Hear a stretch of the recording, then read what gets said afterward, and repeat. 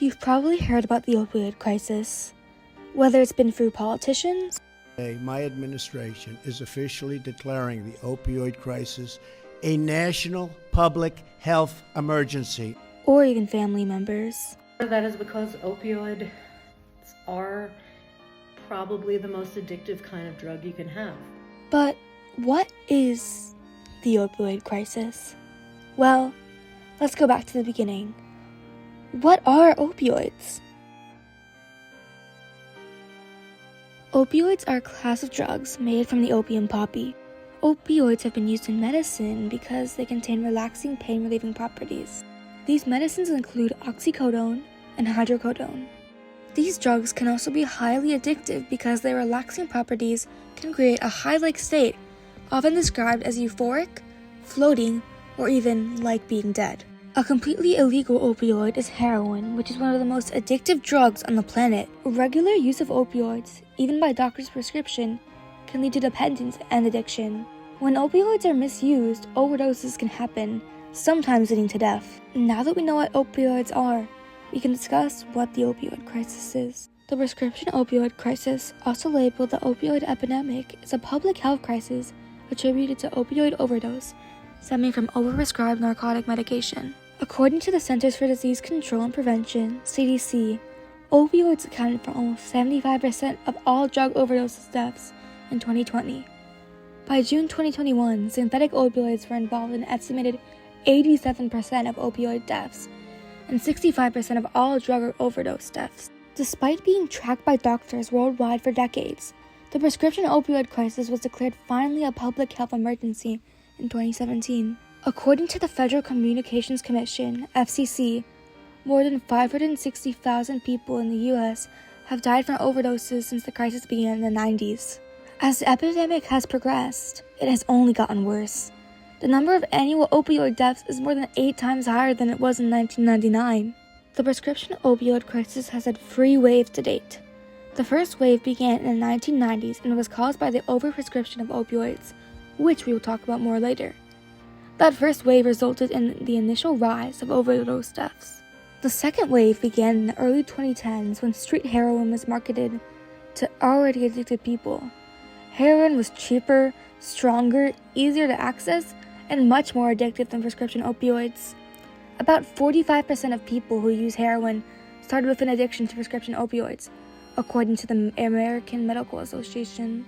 Recently, a third wave has arisen from the production of synthetic opioids such as fentanyl. Fentanyl is 50 times more potent than heroin and 100 times more potent than morphine.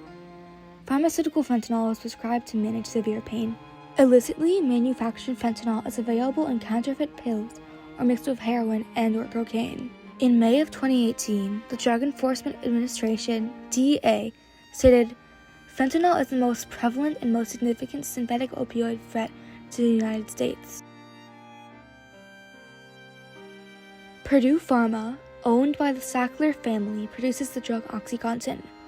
When marketing OxyContin, Purdue lied and claimed less than 1% of users became addicted. This claim has been proven false, as the rate of addiction is averaged to be from 8 to 12%. Purdue Pharma, as well as other opioid producers, pay doctors to overprescribe opioids. Almost any type of pain could be fixed with these miracle painkillers. Purdue became a drug-producing empire, ignoring the human cost. They targeted lower-class areas to overprescribe because they knew that these areas had a higher chance of people becoming addicted. Purdue donated to politicians, which influenced policy decisions. Nearly 1/2 of all opioid addictions began with a doctor's prescription. But the thing is, people knew. Politicians knew. And no one did anything. Lower-class people couldn't do anything until Purdue got sued. In 2019, Purdue Pharma was sued for the deceptive marketing of opioids. They knew about their addictive nature but marketed OxyContin as barely addictive. As the case was settled, the Sackler family agreed to pay out $4 billion. Sadly, the Sackler family privately owned Purdue and was able to pull out billions of dollars from Purdue before paying out. Because of this, in the still ongoing opioid crisis, another trial was created. The goal of this trial is to take back the billions of dollars that the Sackler family deposited into offshore accounts before the first trial. This trial is still ongoing, and OxyContin is still being produced, although it is much less popular now. This doesn't matter now because the opioid crisis has already been set off. Street drugs, heroin, and fentanyl are much cheaper and more accessible, although there may be hope.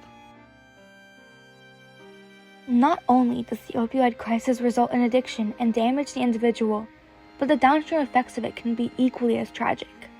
Opioid addiction can result in homelessness, joblessness, and greatly affect the family of the addicted person and leave a legacy of disorder for generations to come.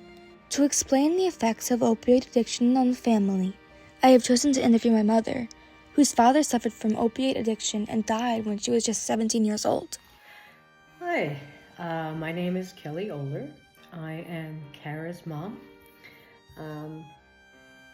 I am 44 years old. I was born and raised in Philadelphia. I work in cybersecurity, giving advice to big companies on how not to get hacked. Prior to that, I practiced law for about 15 years. Prior to that, I was briefly a therapist. And prior to that, I grew up in a pretty tough household and was pretty poor. My father was addicted to opiate medication. He started using drugs a little bit in like the 70s, 80s, because he was a musician and he thought that was cool. But the harder stuff didn't come until probably a lot later, when he had pain and was overprescribed opioid medications. He had already been struggling with addiction, but it really went off the ledge at that point. I remember seeing him growing up, going through his addiction. I remember that we didn't have a lot of money growing up. I didn't know quite what was going on, but I did know that something was wrong. Opioids tend to make you very sleepy after a while, so I remember that my father would fall asleep a lot of times. He was a smoker, so he would fall asleep sometimes with a cigarette in his hand. When I was 15, he fell asleep with a cigarette in his hand and didn't wake up in time, and it burnt the house down. He did survive. I wasn't in the house at the time, but the house didn't. So there I was, sort of 15 years old, and I wasn't homeless because I was living with my mother, but I was houseless. The house that I had grown up with was gone because he couldn't beat that addiction. He just couldn't. He couldn't, no matter how hard he tried. I remember him going into rehab for months at a time. In the 80s and early 90s, it wasn't just going for a few days. They thought that longer treatment was better, and maybe it is, but it certainly was never enough for him. And part of that is because opioids are probably the most addictive kind of drug you can have. My father had a lot of mental illness issues, I think, underlying that, and did what a lot of folks do who suffer from addiction, which is called self-medicating. We know that more now, but he was probably trying to use those drugs just to feel better, but folks didn't really think about addiction that way. My mother was not addicted, but she had a lot of medical issues. Some of those medical issues required her to have her own pain medication, her own opioid treatment. And you can imagine how well that went in a house with a husband who was addicted to drugs. Sometimes he'd take her medication, sometimes he'd withhold treatment from her or assistance for medication. I don't think my father was a bad person. He was a person suffering from addiction. He was never able to hold a job during my lifetime. My mother, in large part due to the stress of managing a household with an addicted spouse, became sicker and sicker and also could not hold a job. Things were very tight. Money was tight.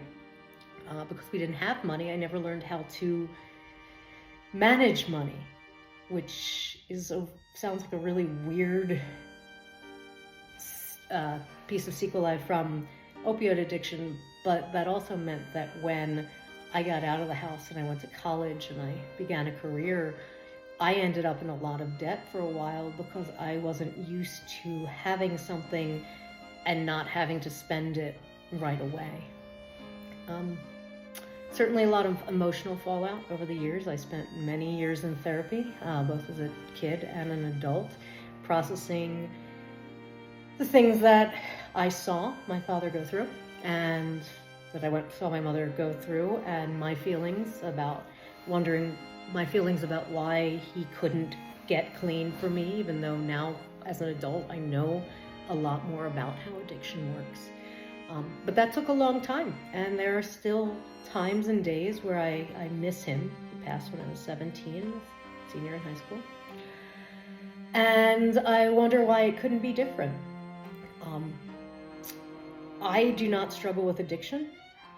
I do not think that my child does. But one of the legacies of this is, once that has expressed itself, we know that there's a genetic marker. Now, did the opioid crisis put the genetic marker in my or Kara's DNA? No.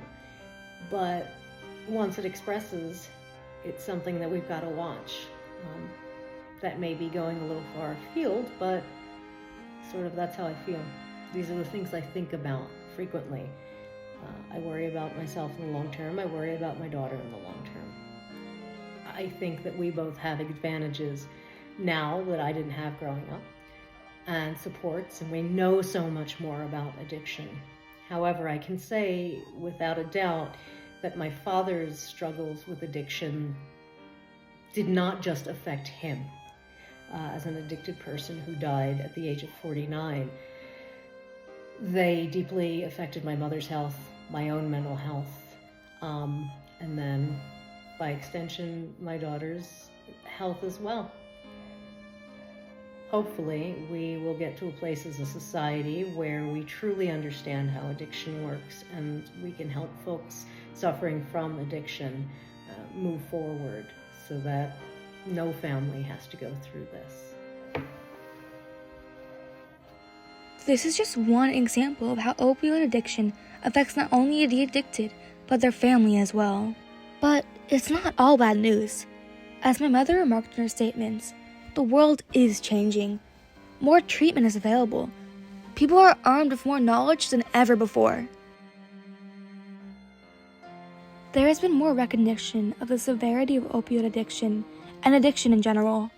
Medical professionals recognize addiction as an illness, and more help is being provided. The Affordable Care Act has aided people suffering from addiction by requiring that private insurance plans cover substance use disorder services as part of essential health benefits.